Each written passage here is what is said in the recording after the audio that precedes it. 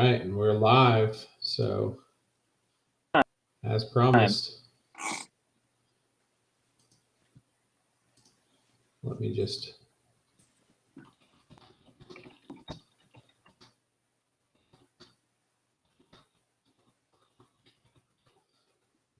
tweet a few things.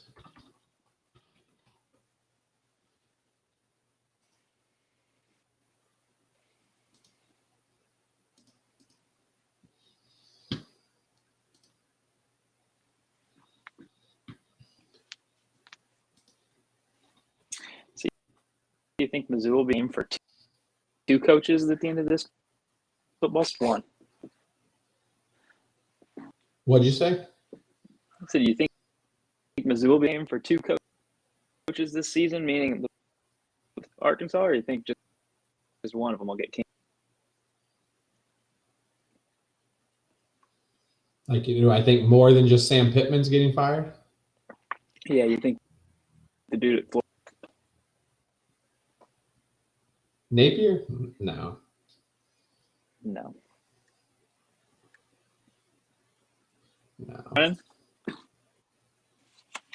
You're kind of going in and out. I don't know if that's on the stream or not, but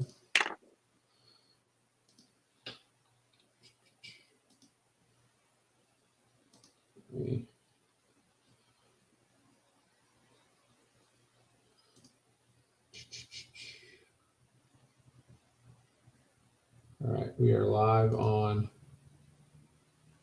YouTube as well. Let me just tweet that link in case anybody wants it.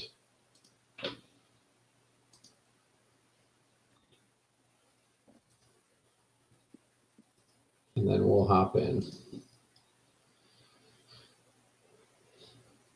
All right, let's do it.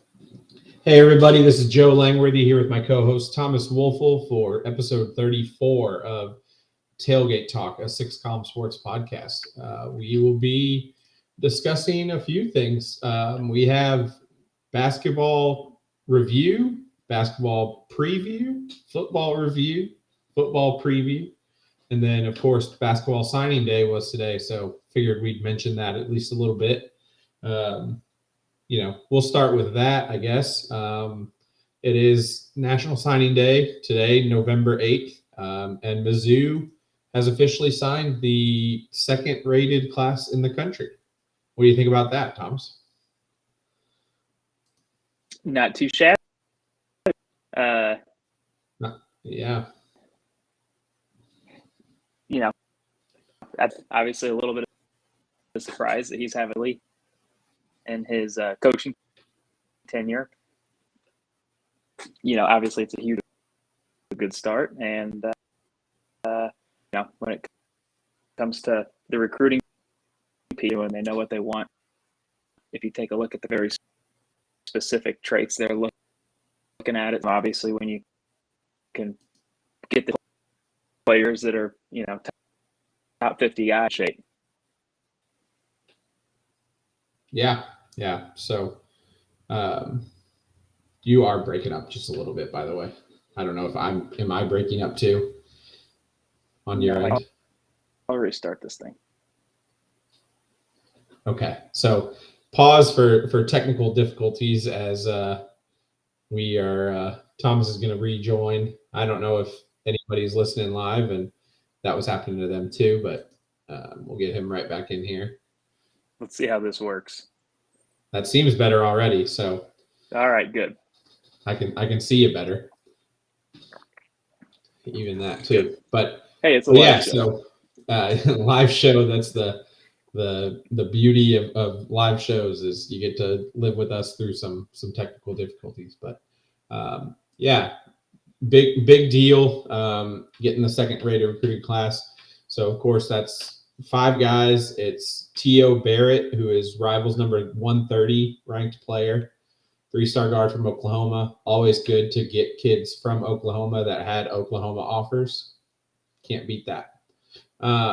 Peyton Marshall, Rivals 99, number 99. He's a giant human being. We've talked about him before. Committed to Auburn originally. Trent Burns, 7'2" center.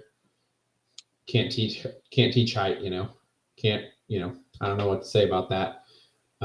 Number 65 on Rivals. Number 64 also signed with us, Marcus Allen. Heard a lot about his defense, and then obviously Anor Boateng is kind of the crown jewel of the class for the moment. So really, really elite scorer out of Arkansas. So that's who we have coming in. Shows the momentum of the program. I don't know what, like I said, I don't know what you had said during your little portion there that was breaking up. I don't know if you were repeating if I'm repeating some of what you were saying.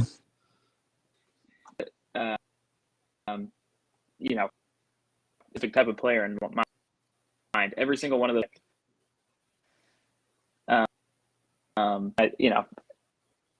obviously the fact, but each one's long and athletic right away. At least a couple of them will. Mm-hmm. And in year 2, to be a very happy surprise. Right.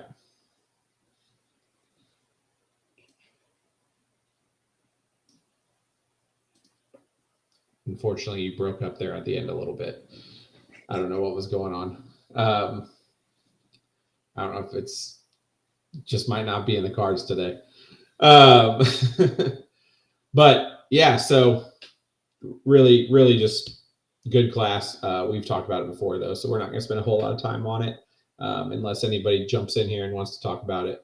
But yeah, so did you watch the game on Monday against Arkansas Pine Bluff? Yes. I tuned out with about 3 minutes left, but I watched the first. Okay. You can't hear me. Okay. No, I gotcha. Okay. I can hear yeah, you. I watched all but the last couple of minutes. When it got way out of hand. I thought we started off a little bit slow, but it's the first game of the season. Obviously he's planning on playing 9 or 10 guys, I bet, all year. They looked a lot like last year. I think we might have a little more talent at guard. I don't think we have quite the go-to player that we had last year with Kobe Brown, but it's way too early to make any massive declarations on the team you've got. But I think we'll at least have a better idea of what we're looking at after Friday with a good Memphis team that's already got a win under their belt as well. Right. Yeah. One of my buddies texted me after the game and hadn't been able to watch and said, how do we look? And I said, I think very similar to last year. It's just organized chaos still.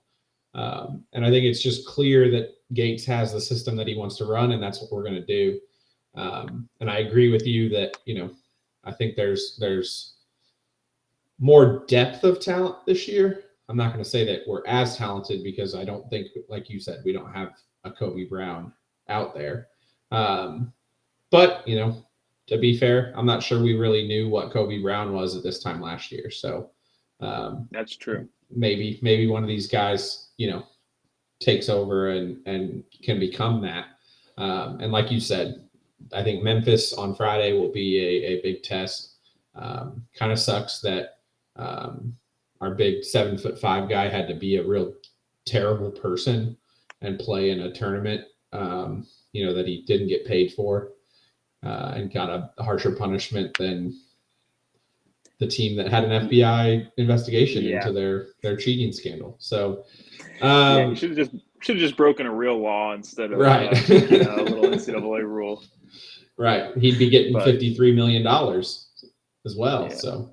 Yeah, there you go. No, but I do think one thing that might be a little bit of an improvement over last year is, if we run into a team that slows us down a little bit, I do think we have a handful of players that could also play a slower tempo and probably still be effective. Whereas last year it seemed like everybody we had was kind of one-dimensional in the speed, right? That everybody had to go fast, and if they weren't going fast, they struggled at times. And I think that kind of cost us against Princeton in the NCAA tournament. But this time around, we've got a little more height. Obviously, not everyone was able to play, but we've also got guys that can are pass first and can play more around the perimeter instead of just trying to get to the basket or jacking up a three. So it could come in handy, I think, at times this year, because I mean, teams, when they come into Columbia, they're going to try to slow us down. Right. And, eventually we're going to have to play a slower tempo at some point in time. That's just kind of how basketball is. You don't get your way every night. Yeah, somebody's going to succeed at slowing us down, and it's going to be just whether we can answer. Right. And, yeah, I agree. I think there are several guys that seem to be able to create their own shot and can, play a little different style, but then also function pretty well in the in the main quick system. Game. Yep. I think I saw somewhere that it's the second game in Mizzou history with 5 players scoring 15 plus points. So that's only happened twice. The other one was the Big 12 championship game in 2012. So little bit different stakes than that game, but still pretty cool to see. It did just seem like everybody was seemed like almost everybody was going to get to 15. Just everybody just had a little run where they would score a bunch of points right in a row. And but that was really good to see. I came away really impressed with Tamar Bates. Yes, I agree. Didn't really expect that from him. I thought he'd be a solid contributor. I thought he'd be similar to like what Noah Carter was last year. And he might still be.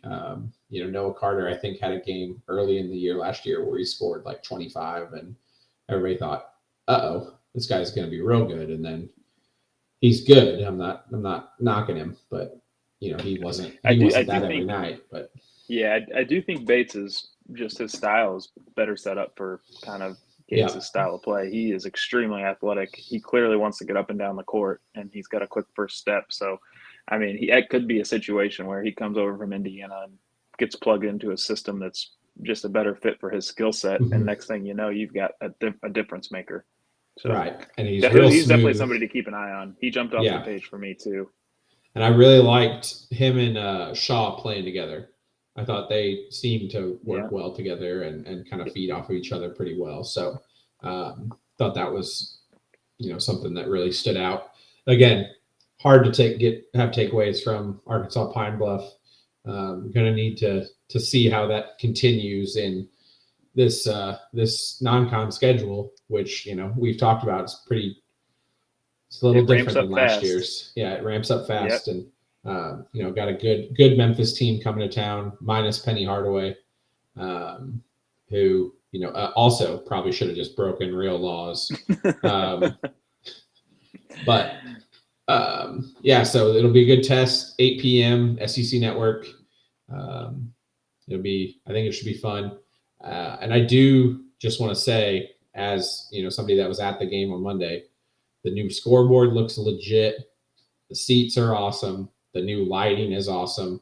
The light show, which, I think those are kind of pointless, but it looked cool. And, it just puts the whole presentation on another level. And I think DRF just keeps amping up the game day atmosphere and is going to make that a really good environment. Yeah. And I think too, watching it on television, the gold seats, if there was not somebody sitting in it, it was very obvious that it was empty. Whereas the black seats, you don't necessarily see that. It's not quite as obvious. So I think, from a viewership perspective too, it'll probably help just because, when you play somebody that doesn't have name recognition and maybe we don't get quite as many butts in the seats, it's not as obvious whenever you're watching it on TV. Right. But 11,000 for Arkansas Pine Bluff was great, and not bad. I think Memphis will be closer to a sellout. It'll be full. Yeah, it'll be full, and it'll be a lot of fun. So looking forward to that. I don't know anything about Memphis. I'm not going to pretend that I, have scouted them or anything. I'm sure they're good. I think they're similarly ranked to Mizzou. I think both Memphis and Mizzou were getting some votes. In the polls, and so in that like 26 to 35 range in terms of ranking. So should be a good game. Do wish we had Connor Vanover because I I've read that Memphis has some good center, so it'd be nice to have some height to fight that. But we have some tall guys now. We don't just have the one big dork. We have a few tall athletic kids too. So Yeah, it's a different era of Mizzou basketball.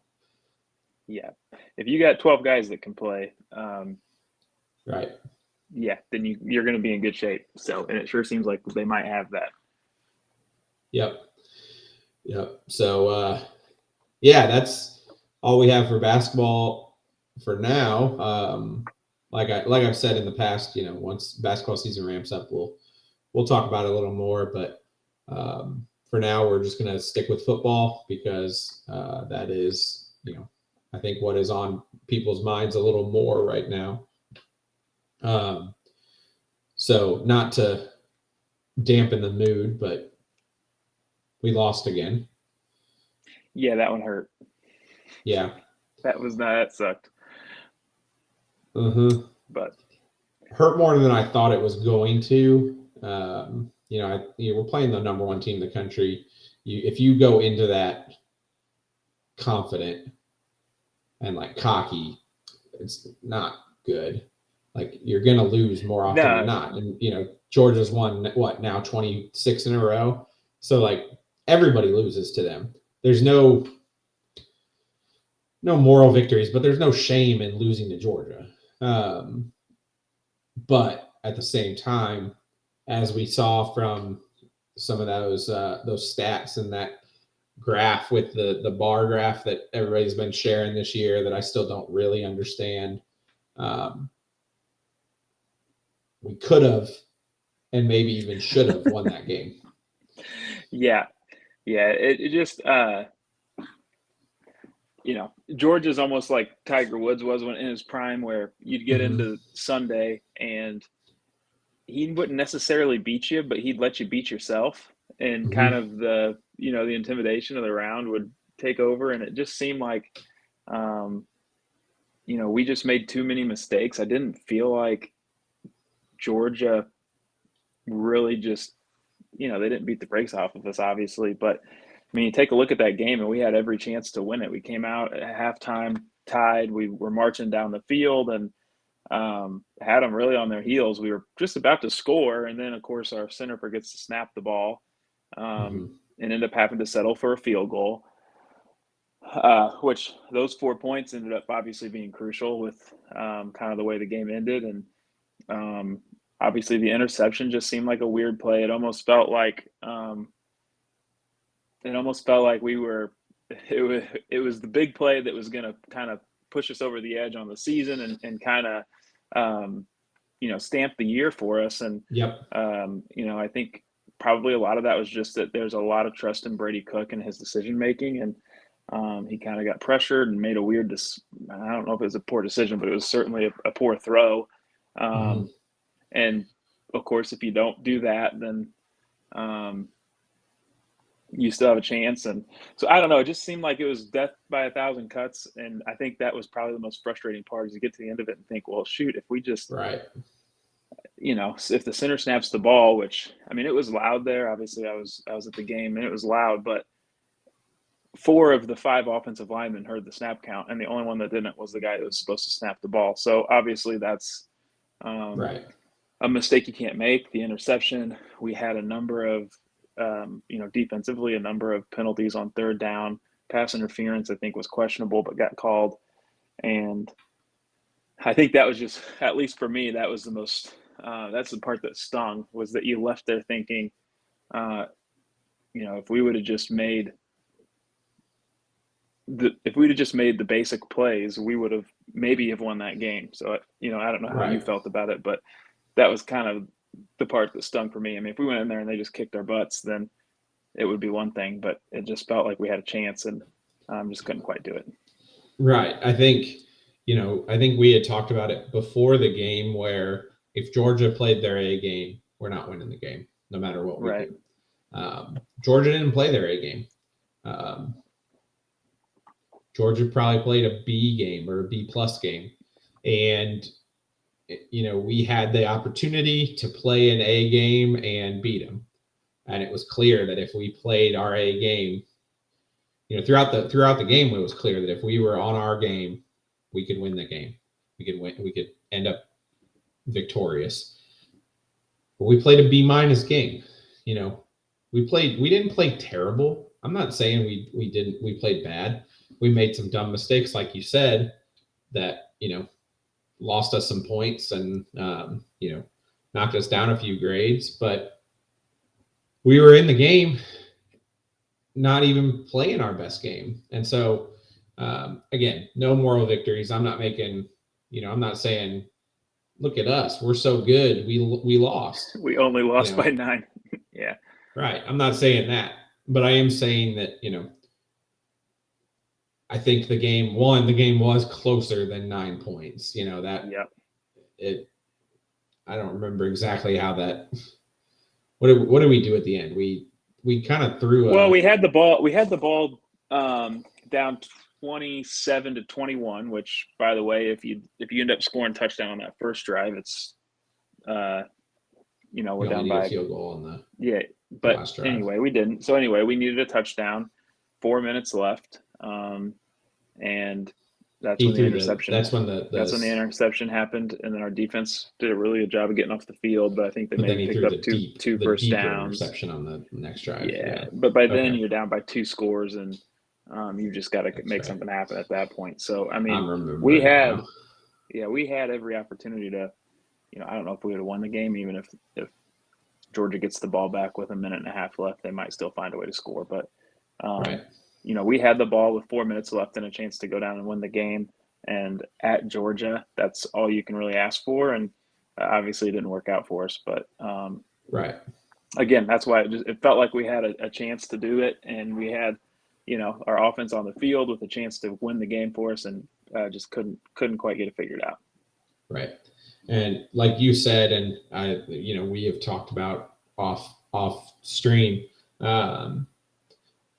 it really did seem like that play, the offense was amped up about that play. They came in, and it seemed that I'm sure that was something that they'd seen on film. They had a play in mind that they were going to, hit somebody deep, score a touchdown, gain all the momentum back, take the air out of the stadium, and win the game right there. And then it wasn't open. And then Brady panicked. And, I don't know if that's exactly what happened, but just the way the play developed, that's what it seemed like to me. Like, he looked deep, and then when it wasn't there, didn't know what to do and didn't really look at who he was throwing to. And made an awful throw.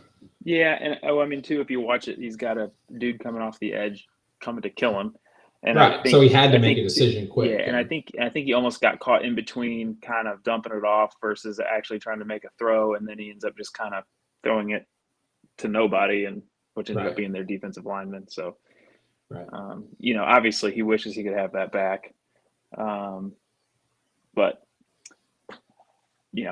again, we've lost 2 games at this point, and he's been a huge portion of the success that we've had. So when he makes a mistake like that, you can't chuck him under the bus.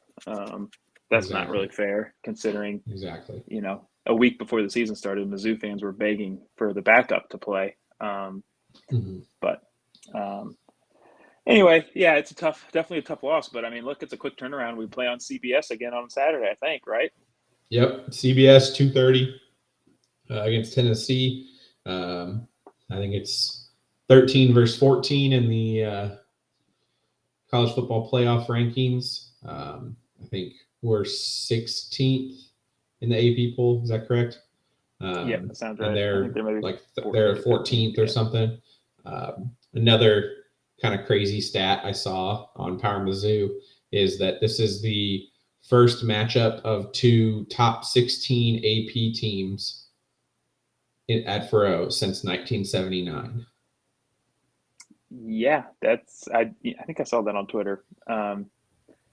It's going to be a fun atmosphere. It's like you said, it's CBS. I think it's already sold out, right? Yep. And it's also the first time, I don't know, maybe ever, that we've sold 4 games out in a row. I saw something about that as well. So, which doesn't make sense to me, but I don't know. Maybe. Yeah, you'd have to go back and take a look at, I mean, I would think, right, 2013. I forget what What is it, somebody 12, 13, 14, something in there. Mizzou Athletics But, tweeted that, I think, or tweeted yeah. what the actual number was, or since it's been. But yeah, just gonna be crazy atmosphere again. You know, these games have been a lot of fun. We've, you know, had some success and at What have home, you seen and we need the crowd. What have you in seen it. out of Tennessee? So, you know, I think they're kind of figuring out their offense. I think they were struggling early. I remember seeing some throws from Joe Milton early that, you know, made you kind of question why he was a D1 quarterback. He was throwing some ducks. And, you know, when I was seeing that early in the season, I was thinking, oh boy, we're going to feast on that. I still think he's not as good as, was it Hooker last year? Yeah, Hendon Hooker. Not as good as Hooker from last year, but he's okay. And I think he, you know, the thing that really scares me, just because it's us, is he does run the ball pretty well. You know, he can beat you with his legs. Not, you know, maybe not quite Jaden Daniels, but he's pretty stout in the run game. And you know, they have some running backs. I think they have 2 or 3 that get some significant carries. Yeah, they've got one guy by the last name of Wright who has 110 carries, and he's averaging 7.5 yards a carry. Right. I mean, that's impressive. That's to me. I mean, last year, I think, honestly, I think their rushing game was probably more important than their passing game. But, you know, they had Hendon Hooker, who was good enough to carry him for a quarter or a half if they needed to with his arm. I don't think Joe Milton is that quarterback. I mean, even recently, he'll go through a drive or two, and you're just sitting there asking yourself who in the world he's trying to throw the ball to. So, right. Definitely the running backs you just kind of started to hit on there. If the defense can shut down the running game and make Joe Milton throw the ball, I think we're going to like where we're at the end of the game. Yeah, I agree. I think that our pass rush does seem to kind of be coming into its own recently. I think we talked about going into the Georgia game, how they'd only, you know, allowed something like 6 sacks. And I think we had 3 or 4 on Saturday. We had a lot of pressure. Yeah, and we had a lot of pressure. And you know, if I rewatched some of the Georgia game and noticed that a lot of the pressure was on just rushing 4, and so we were getting pressure without having to blitz, which is going to be, you know, a really good thing these last 3 games, especially against Tennessee that runs a lot. You know, you don't think about it, but if you're blitzing and they just happen to run to where you're not blitzing, you know, then you're in trouble. And so if you can allow your linebackers to kind of stay back and read and react on the running game, that's only going to help you. I think the defense has a chance to really make a statement this game. I think Tennessee's offense is good, so if they score, it's not going to be, you know, don't panic if Tennessee scores some points. But I think the defense can really prove to the world that they're good. I think this sets up well for us. I know the last 2 times we've played them now, they've combined for 130 or 140 points. Yeah. So I'm not going to guess that we'll stop them until we do. Right. But when you think about our defense, I mean, they stopped the run first. It's obviously a priority. It's what they're best at. And that's the best part of Tennessee's offense. So it's going to be strength against strength. And if you can stop their run game, then I think, like I said before, I think, you know, their passing game is very beatable. I mean, from a receiving standpoint, They're basically, from a statistics standpoint, at least, they're basically Mizzou without Luther Burton. I mean, Right. their top receiver has very similar stats to Theo Weiss, and if you go down the line, it's very similar across the board to kind of our 2 through whatever. His name is Squirrel. Squirrel White. Yeah, go figure that one out. Hopefully that's a nickname. Yeah, hopefully that's a nickname. But I mean, he is quick, and if he gets the ball in space, he could be trouble. But I just think, our defense, they've stopped the run pretty much all year. And if we can make them throw the ball, Joe Milton is prone to make mistakes. Not necessarily a ton of interceptions, but I mean, if you get it on third down and put a little pressure on him and make him throw it, there's a good chance. I mean, he could miss his target by 10 yards. I mean, that's something he just randomly does. That's and you're kind of looking around like, what the heck just happened? But that's his thing is like, it's not, the quarterbacks that are throwing a lot of interceptions are missing their target by 3 feet. They're missing their target by a yard or a foot and a half. He's missing his target by 10 yards, and everybody's like, you're right. We didn't have a chance. It's totally weird.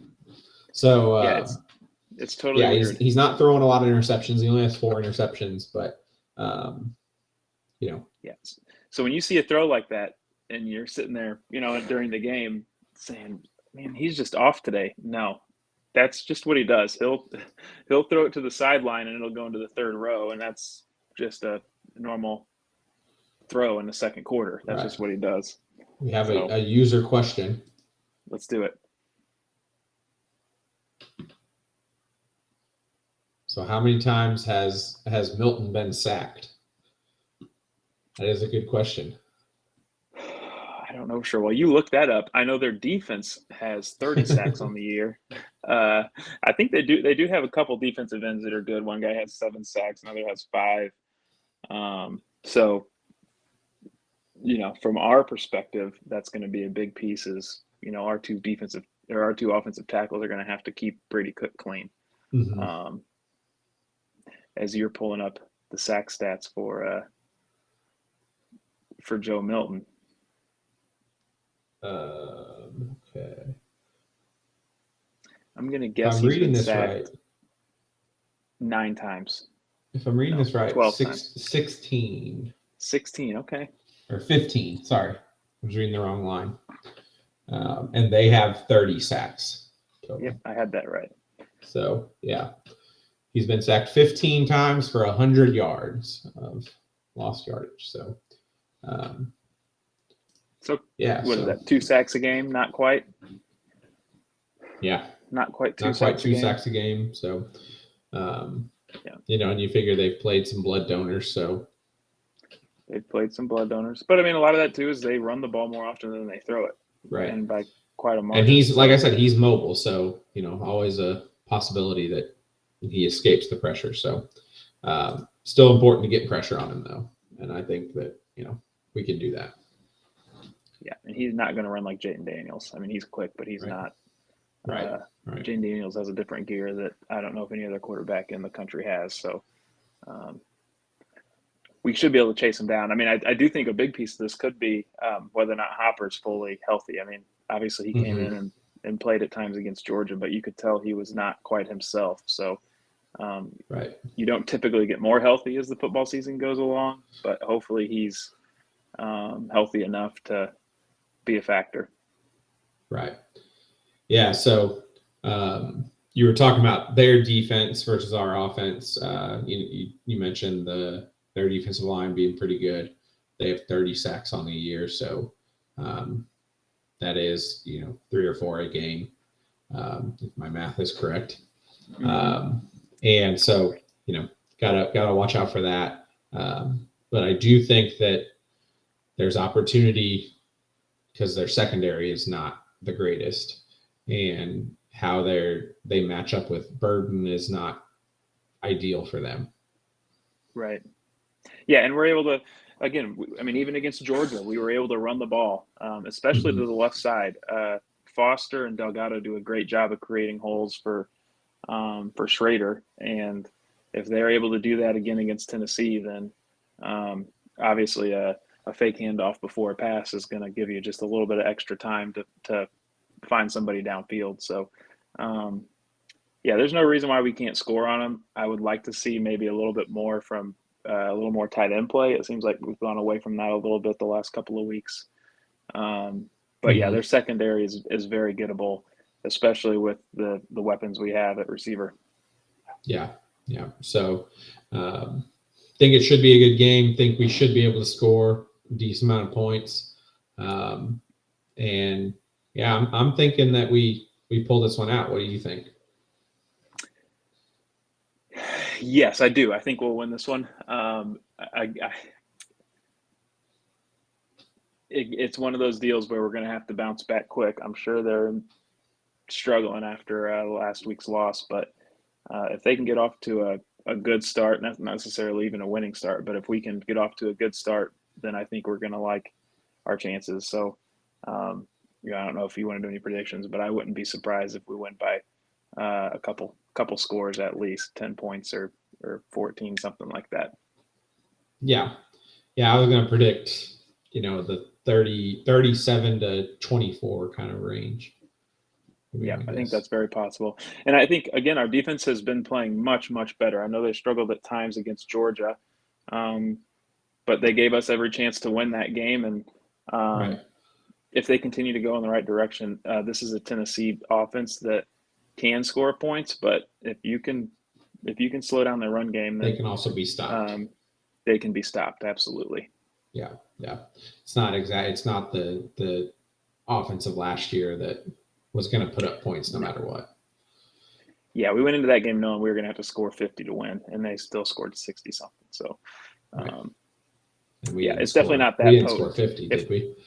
No, we didn't. But I mean, if they score that many on us again this time around, then we might need to come up with some solution where Drinkwitz is not the coach for that one game each year against Tennessee, and we don't play Tennessee next year, right?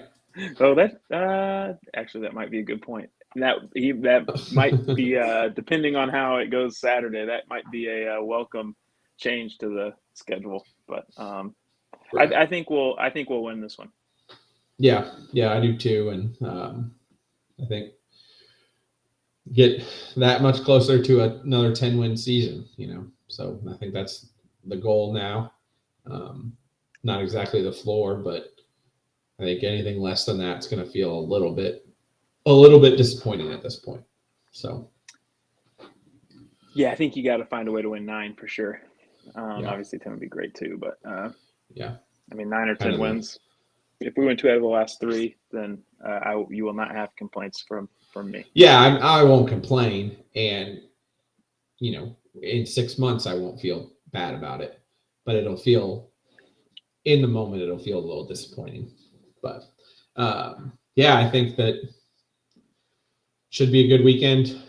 Basketball game Friday night, tailgate, football game on Saturday. Can't beat that.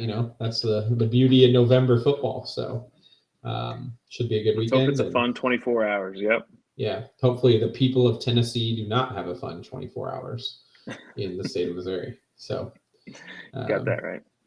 So, but yeah, I think that's all we got today. We'll go ahead and sign off, and unless you have anything else you want to throw out there right before we leave. Nothing at all. I think wish your wife a happy birthday. I think we hit it all. Should probably wish my wife a happy birthday. And hopefully I'm not too far in the doghouse. I'll have to make it up to her. Yeah, so for Thomas is doing the podcast on her birthday. Recording a podcast on his wife's birthday. He man. agreed to do it before he realized that was today, and whoops. It's her first birthday as a married woman too. So I definitely am falling short. I got to get my act together. What are you doing to make it up to her on Friday? Well, I made steak today. Steak and green beans and. For those that don't know, Thomas doesn't eat steak, so that's no, but I can cook it. And then we're gonna go to Isle of Palms, which is kind of the beach town, and get some drinks on Friday night. So nice, that'll be fun. We'll have a good time.